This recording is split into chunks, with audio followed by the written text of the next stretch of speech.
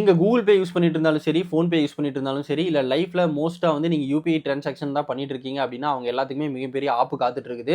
அத பத்தி இந்த வீடியோல டீட்டெயில்டா பார்ப்போம். அதுக்கு முன்னாடி இன்னும் நீங்க நம்ம பேஜ் சப்ஸ்கிரைப் பண்ணலைன்னா, சப்ஸ்கிரைப் பண்ணிட்டு சப்போர்ட் பண்ணுங்க.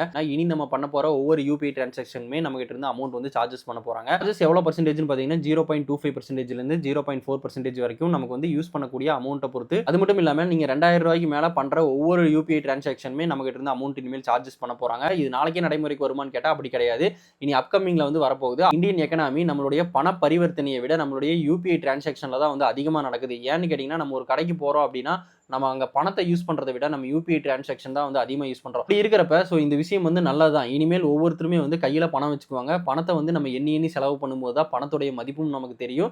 அந்த பணம் எவ்வளவு செலவாகுது, நம்ம கிட்ட எவ்வளவு வருது அப்படிங்கிற விஷயமும் தெரியும். இதுல என்னதான் வந்து நம்ம கிட்ட சார்ஜ் பிடிக்கிறது வந்து ஒரு நெகட்டிவான ஒரு விஷயமா இருந்தாலுமே, இதுல ஒரு பாசிட்டிவான விஷயம் என்னன்னா, மக்கள் எல்லாமே வந்து கையிலிருந்து பணத்தை செலவு பண்ண ஆரம்பிப்பாங்க. அப்பதான் வந்து மக்களுக்கு வந்து பணத்தோட அருமை புரியும் அப்படிங்கிற மாதிரியான யூஸ்ஃபுல்லான இன்ஃபர்மேஷனை நீங்க டெய்லி தெரிஞ்சுக்கணும் அப்படின்னா, நம்ம கோவை சரவணன் பேஜை வந்து ஃபாலோ பண்ணிட்டு சப்போர்ட் பண்ணுங்க. Thank you.